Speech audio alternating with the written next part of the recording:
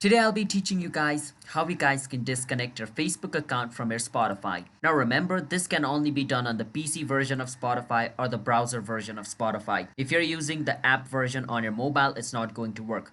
So I will suggest you to open your browser, go to spotify.com, log in into your Spotify account, and it's going to show you an interface just like this. Now once you're over here, you need to click on your profile picture at the top right corner of your screen and click on where it says settings. Now from inside settings, you want to scroll a bit down and you will see the option called disconnect from Facebook. So what you need to do is just simply click on disconnect from Facebook and you have done it.